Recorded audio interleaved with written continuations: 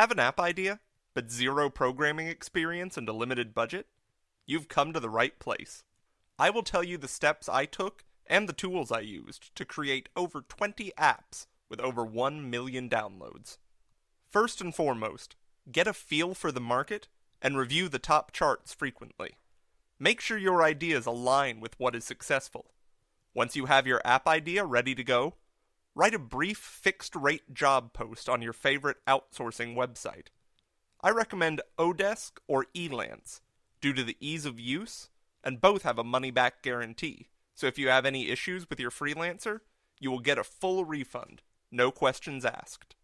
Be sure to keep your job post basic to protect your idea until an NDA is signed.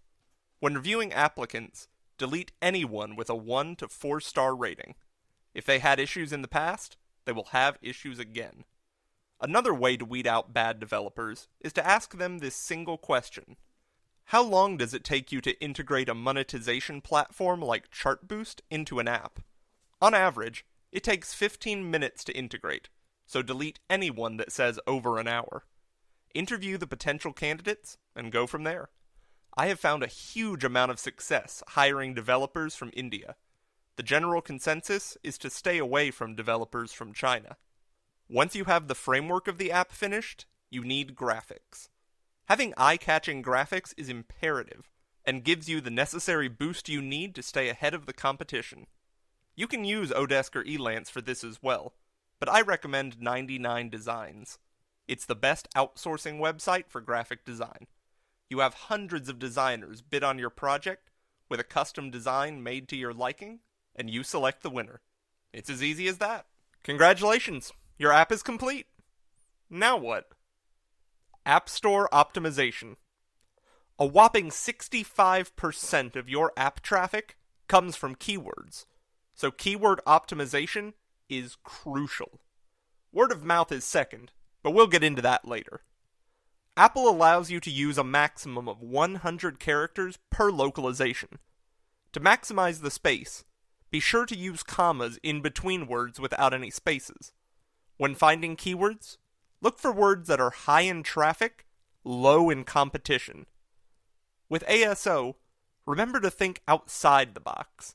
Use synonyms, or other ways to say it that people might use. And don't hesitate to put keywords into the title as well.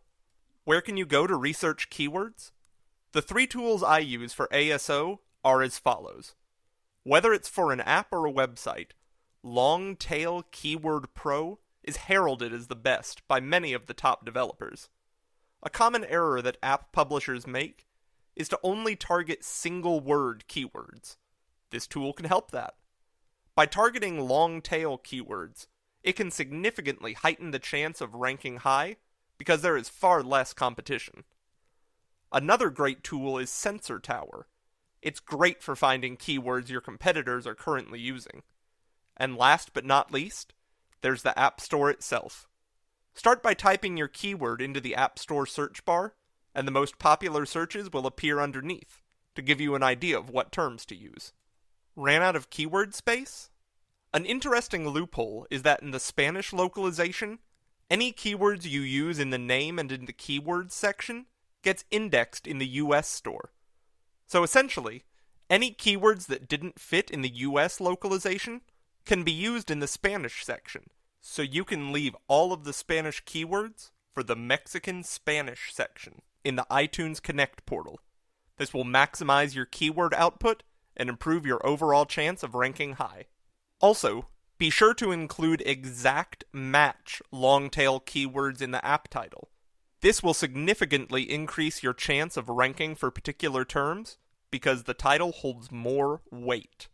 And don't forget to localize all of your keywords in different languages to increase your traffic in a major way. When it comes to marketing your app, having a website does wonders. This essentially doubled my traffic by giving me more exposure. Ranking high in Google searches for key terms is imperative. I recommend Bluehost for affordable, reliable hosting, and it's incredibly easy to use. They are by far the gold standard. And by easy to use, I mean as easy as filling out your name and address. You can use a free Tumblr or WordPress site instead, but be mindful that you are limited to using only certain plugins, and you aren't allowed to advertise. These reasons alone are exactly why I recommend going with Bluehost. You have full control, it looks more professional, and you can truly call it your own.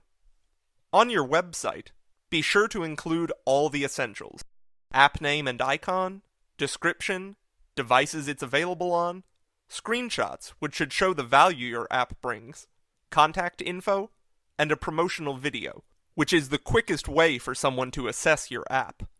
You can also include a press kit as well. Want to create buzz prior to your app's launch? A mailing list subscription form will do the trick. Many people underestimate the power of the mailing list, but it's huge. Let me say that again. It's huge. It's the best way to communicate with your audience on a more personal level.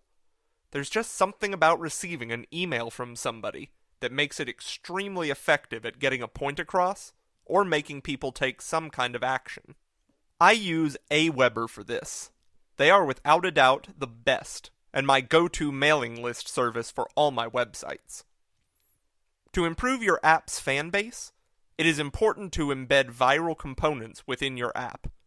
Your users need to become the marketers. Remember when I said word of mouth is the second most important thing? A good example would be to provide incentives for sharing on social networks. Virality is essentially asking someone to take time out of their day to recommend or link your product for free. So what's the best way of having something go viral? Make it appear like it's not a favor. Make it something that's worth spreading.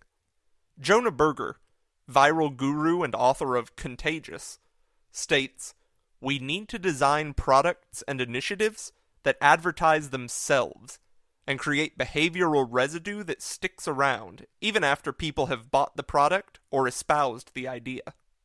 Keep in mind, users have to be acquired, and with a slew of apps in the App Store, a good idea is just not enough. You have to target the right people, not all people. So if your app is a fashion-themed app, your marketing efforts should focus on reaching out to blogs like Hypebeast or Fashionista. Have a game? Email blogs like toucharcade.com or 148apps.com and ask for an app review. Journalists are constantly looking for stories and love it when you make their job as easy as possible. Be sure to give them an angle to write about, or better yet, give them the entire story. Be sure to subscribe to my YouTube channel for future tips and secrets, and feel free to contact me if you have any questions or need any recommendations. Get involved in the conversation by tweeting #LearnMore to earn more.